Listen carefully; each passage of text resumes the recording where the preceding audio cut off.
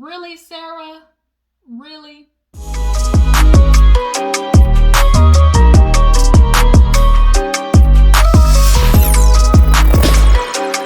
You guys, what's up? Your girl G here. Welcome back to my channel. Appreciate you for tuning in. We are right back at it, and we're going to talk about life after lockup. I'm trying to knock out these reviews. I is tired, boss. I ain't gonna lie. I want to knock out this one, do Bell Collective, and I need a nap. Okay, that's what I need. You know, the older you get, the more you appreciate like them little 1 to 2 hours of sleep. You be like, dang, like your whole day, like, woo, boy, I tell you, be wearing on you.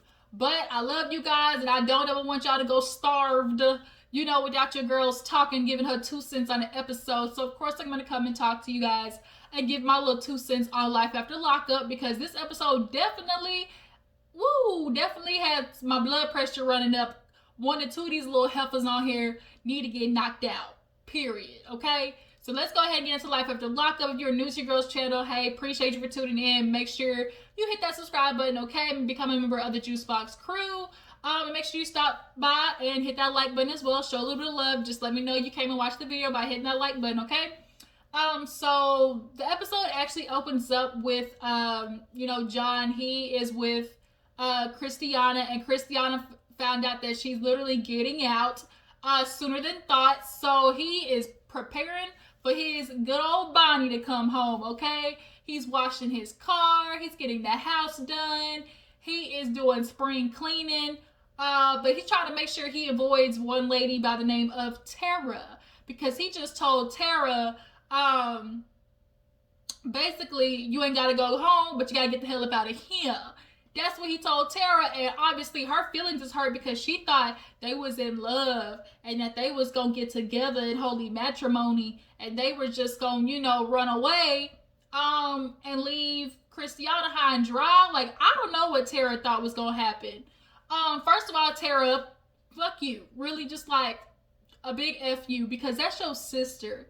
You say you love her and all that kind of stuff, and you see she got a good man finally, and here you come, want to come and do that to your sister Tara? Really? Ooh, that's why I tell you, like, you be thinking like your family gonna be there for you, you know, blood thicker than water. Maybe, I don't know, the drugs maybe just deformed her brain cells. I don't know what. But she's finishing up packing, and John's out there, you know, finishing up washing off everything, and she comes outside and she's like, well, ready to go. And he's like, well, you know, I wish I could do more for you. Where you headed? She's like, I guess I gotta go back to the exes. He's like, really? She's like, I kind of have like no other choice. And, you know, we all know the ex is living in a crack house, and that's why the mom had to leave, because, you know, she already has bad lungs. So the last thing she needs to be, you know, inhaling is crack and meth fumes. Like, that is the very last thing the mama needs to be around. But Tara, I guess she had been doing better since moving out. Like, she definitely doesn't seem as crackheadish. Like, she don't seem, you know, like under the influence. So I'm guessing not being there definitely has helped with her being clean, her sobriety. But 9 times out of 10, when she get back in the house, she's gonna fall right back into it, because she's going to literally be like, oh my God, am I ever gonna find, you know, something like my sister has, yada yada. Like, am I ever gonna get out of this life? She gonna get depressed, and she gonna go right back to that pipe, okay? But nonetheless, she gonna be a sneaky bitch, because she's like, yeah, when Christiana gets home, you know, I'm gonna come by and, you know, say hi. He's like, you can't do that. Like, you would put Christiana in danger. Like, what if they come by and see? Now, I do agree with Tara on this. Like, the parole officer is not going to be watching her like a hawk. Of course, when they come by, yes, but there's definitely a time when she will be able to just come by and just be like, you know, 10 minutes and dip. Like, she ain't saying she got to stay the whole weekend. But he basically told her, if you come by here, I'm not, like, you're going to get kicked out. So I felt a little like, huh. Like, John, you might want to watch out. She looked like she real spiteful, because she dropped a little shade talking about, oh, I see him getting ready for Christiana. You know, she has somebody good, you know, got a pool, you know, the inside of the house is looking nice, and I've been here the whole time. He's been getting stuff ready for her, you know, got a new car. And, you know, I do know he's been to prison before for 14 years for fraud. So, I wonder how he's getting all this stuff this time. Wait a minute. Where did all that bass in your voice come from? Like, what you trying to say? Like, Tara, you trying to tell me you gonna call the popo on John? Like, I'm starting to feel like she really would be keeping a watch. Drop down in the comments. Do y'all feel like Tara would try to blow they spot up? Do y'all feel like she would be spiteful and try to call the police on Christian and him? Because I do. I feel like she would not want her sister to go on and be happy. Hell, you already tried to hop on John's dick, so why would you not call the cops on him? Why wouldn't you? Like, I really feel like she would do some jack shit like that. But drop down in the comments and tell me what y'all think she would do. So moving on, let's go ahead and talk about let's get Amber and Puppy out the way. So these two go to, I guess, a lawyer or something like that to talk about this whole case with Vince. And they go in there and they explain to the lawyer what happened. And she goes through the papers and sees that technically they wrote in the clause that you would be an heir to, you know, the estates. So basically, an heir means beneficiary, you know, leader, or, you know, or a person in charge of, you know, the property's estate should something happen to Vince. So as much as Vince is really trying to F him over with, you know, having Puppy still as technically his, you know, his adoptive adult daughter, okay? Because the plan was he was supposed to scam the government, basically, claim Puppy, get extra money in, and split it with them. But then they had the cahoots because Amber, she just couldn't do it. Vince was ugly, he was weird, she just couldn't do it. She couldn't bust it wide open for him. And just, like, she couldn't do it. So it messed up the whole plan. Thinking of a master plan, like, they couldn't do it. So now Vince is off on his own with Puppy's signature and probably collecting all of the money. And you think he's gonna give them a cut of it? No.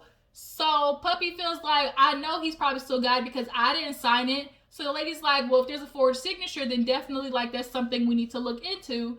But, you know, in the short run, yes, it costing you, but in the long run, you really might come out on top, because if this nigga gets offed, or, you know, God forbid something happen to him, I mean, you're technically his daughter. So she's like, we should just knock him off. I was like, girl, you can't say that shit on camera, because if this fool happens to really, like, end up dead, who the first person you think they're gonna come to? Like, you should have kept that in your mind, because for sure, you definitely was gonna be the first person they came to if something happened to that fool. So Amber, she's like, you know, cool with trying to find out how to get rid of Vince, but for the most part, she just is not into it. So they go out to eat, and Puppy calls Vince, and she's like, hey, Dad. He's like, who is this? He's like, it's Puppy. He's like, oh my God, like, what do you want? She's like, well, I need to know, have you started on the process of removing me on, you know, the papers? And he's like, oh, I thought you were going to do that. She's like, no, you told me you were going to handle it. Oh, I haven't had time to get to it. You know, things, order events the way they're happening. You don't need to worry about it, though. He's like, but you coming at me like this isn't the way to do it. And she's like, what do you mean? Now, if you ask me, Puppy this time actually came in a very even-kiltered way. She wasn't, like, acting all extra, but Vince is he's always going to be immediately defensive because he knows he's doing some bullshit. Like, he knows he's messing up. So he is not going to just, like, admit to them that he still has this plan, scheming, and collecting money. So she's like, no, like, I need to know what's going on. Like, you forged my signature, or you're collecting that money and you know, not telling me, then that's wrong. He's like, look, Amber, it's going to get handled, but you don't need to come to me like this. I don't need to talk to you anymore. Goodbye. And he hangs up on her face. Or no, really, he told Amber and Puppy that they scammed him. And Amber heard that and was looking like, what? Did that fool just really just say that? Yup, sure did. Sure did. So Amber for sure is upset, but overall, she's just kind of like, she wants to move on, because Amber has said this multiple times in her confessional. I'm not about that jail life. I ain't going back, okay? Now, Puppy, I understand you want your little $200-300 a month, and I think it's more important for her because she doesn't have a job right now. Amber does. She's more established, so that's probably why she's looking for that money. But if you get wrapped up, Puppy, Amber ain't saving you, and I'm gonna let you know that. So moving on, let's talk about Destiny and Shawn. So Destiny,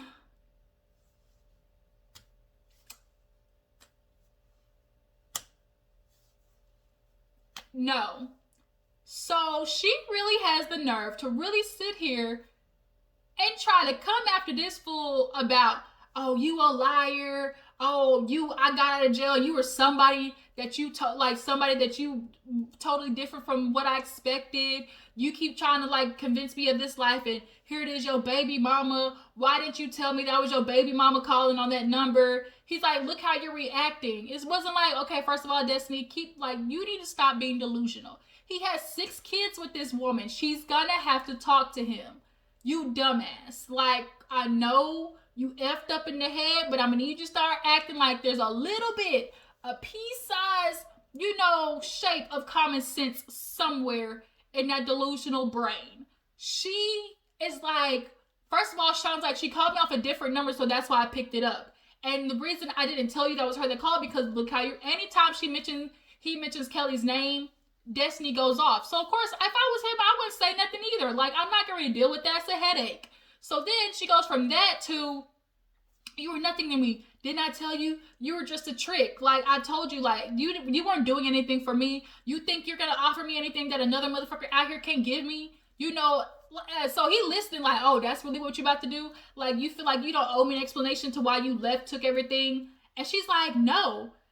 And her confessional, really with a straight face, has the audacity, the caucasity to sit there and say, I owe him nothing. He's been lying to me this whole time, and he doesn't need to know anything. So then she reveals that she already got her another boo thing. So she probably was talking to him while he was locked up. While she was locked up. Period. Clearly she was. She had to be. And she was using his car to go drive to see him. That's what was happening. So now that we know she has another dude, of course Shawn has no chance. And he's literally trying to, like, I don't understand. Like, why can't we sit here and talk this out? Like, I tried to give you everything. I never lied to you like that. And she's like, dude, I'm gonna punch you in the face. Like, you're really pissing me off. I told you not to show up here, and yet here you are in my face. Like, you're just so disrespectful, dude. Bitch, I got $50,000 on the line. Yes, I'm showing up. 1, 2, he's your fiance, so why would he not show up to see if his fiance is gonna go to jail? And then 3, you really mad because he showed up for you, Destiny? Like, I'm sure you're mad because a man wanted to see if he's gonna go to jail? I just can't. I can't. So the sister's like, calm down. She's like, no, like, I'm really gonna punch him. You need to get out the way. She's like, you know what? F this. Here's your shitty ass ring too. And she throws the ring at him and walks off and gets in his car and drives off. I'll be damned if she leave in a car that I'm paying for, paid insurance, paying the note for. Destiny would have been walking. Period. Call you a Uber bitch if you got a hitchhike. But she would not have left in my goddamn car after she threw a ring in my face. So now he all somber in his car. I mean, I don't know what to do. Like, I really thought, we were going to have something, and maybe I should have just listened because people trying to tell me, like, it was just, all for nothing. I mean, Shawn, come on, buddy. I mean, I don't want to be rude. Am I worried about, the elevator not rising all the way up to the top? But I still feel like you have a good 2 and 2 sense to put 2 and 2 together. Like, you were just in denial. You didn't want to admit that you got played. So you went along. You just had to, like, see it all the way through. But now look at you. You done spent all this money on this woman, and she throwing it back in your face, bro. She literally threw the ring back in your face. So he's like, she's not going to do this to me. She want to talk about she's screwing me over. Well, guess what? She has my card. She has my card and his credit card. No, I'm not leaving without it. And I said, yes, there you go. Get your balls back from Destiny.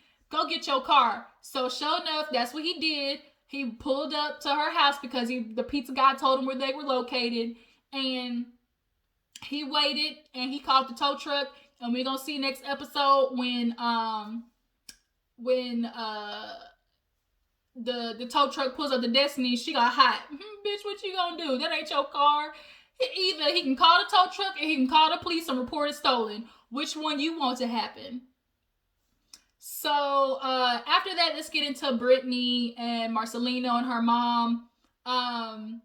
She is struggling. She told Jackie, the mom was just kind of like, look, you know what happened to me. You know when you had all these parties and your friends came over, they came in and touched me, molested me. And the mom is like literally acting like, she's like, I didn't push the pipe to your mouth. I didn't pour you a drink. And it's like, there really are people out there like that. But Brittany is very right. Generational trauma is a thing. It is for real, for real. People, as much as they try to do better, how they were raised really affects how they raise their kids. So Jackie's mom was an asshole, so therefore she was an asshole. And then therefore, Brittany's mom was an asshole. So you can tell though, after Brittany's mom was like, that's what happened to me. I just why are you not acknowledging that? You can tell when she ran out and started crying, and Brittany looked at Jackie and was like, you're okay. She started crying. So that she knows that she owes her daughter an apology, but she's just too proud. I don't know to say it. If she admits it to her child, then she has to admit it to herself that she really fucked up. And parents sometimes don't do that. It is so hard to try to soothe their children's pain, because then it now becomes their pain of acknowledging the fact that they messed up. And most parents, don't want to have to acknowledge themselves that they messed up. It's hard for them to do that. And Jackie very well is having a hard problem realizing, because she probably went through the same thing. Her mom probably did the same exact thing to her. So it probably is like a reality check, or just a reality, a shutdown for her to be like, dang, the one woman I hated, my mom, I turned into her. I'm sure that epiphany is really hard for her. So Brittany runs outside and she goes to check on her mom, and the mom's like, she won't admit it, she won't acknowledge it. I can't believe that. And Brittany told her, right, sometimes you don't need the acknowledgement. Sometimes you just need to say it and get it off of your chest. So what she should have done was went back in there and just spilled it all out and say, you know what, this is not my burden anymore. I'm putting it on you. Literally just purge, get it all out, leave all that junk with her. She gonna sit there and wallow in it, because trust me, when y'all leave and her old ass is sitting in that chair all alone, she ain't got nothing but time to think about everything you told her. So that's what should have happened. But the mom's like, here at this point is where you make the decision. Do you want to be like Jackie, or do you want to fix it and move on? And I'm hoping at this point, this is the moment that we see, her mom really go to choose sobriety, because she don't want to be like that. That look miserable, okay? Marcelino, he's being sympathetic right now, just a little bit. He's hugging the mom. He's like, you know what? I'm a little nervous. It's a double-edged sword, because I want her to have this closure, but it could go either way. She could get better, or she could go, smoke some shit. It's hard. But for the moment, that was something that needed to happen.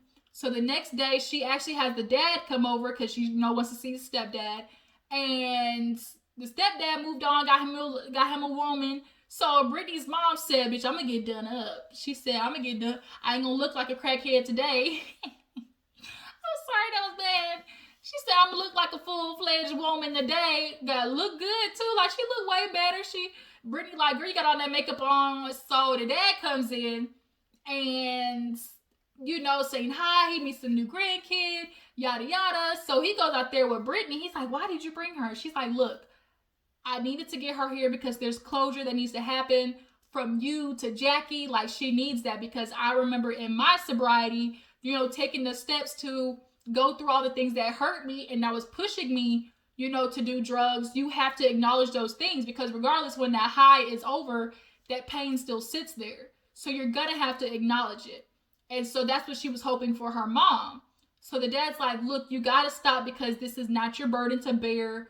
you know, it could be bad for you. But she's like, she just needs to know somebody's fighting for her, because if nobody's fighting for her, she'll have no reason to fight for herself. And the dad's like, so she's still doing drugs? She's like, you know, yeah, it's apparent. And he's like, look, you know, at the end of the day, like, don't let this mess you and your family up, because this is a slippery slope where something can happen with your mom and it cause you, you know, to fuck up, and you have too many kids to think about. And the dad did make sense with, like, that is very valid. Like, Brittany, at some point, this is gonna have to be your last shot. Taking her to her mom, making her face those, you know, demons. That's the last thing you gotta do, because if you do anything more from this point, you're gonna affect your family. So that's where they ended up leaving that. Let's talk about Sarah and Michael. Y'all, Sarah. Oh, good old Sarah. Like,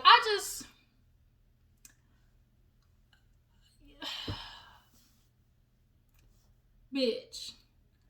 So Sarah comes home. She really feels some type of way that I can't believe Malcolm left me there. Bitch, what you mean? You literally told him that your baby daddy has been staying at the house.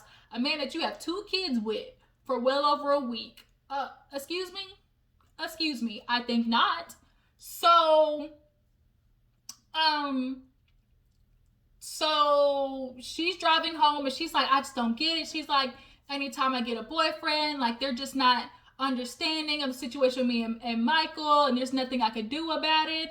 Yes, bitch, there is. Like, you keep trying to act like there's nothing you can do about it, or like they're not accepting of the right. No, the problem is you do not want to set boundaries with Michael. That's the problem.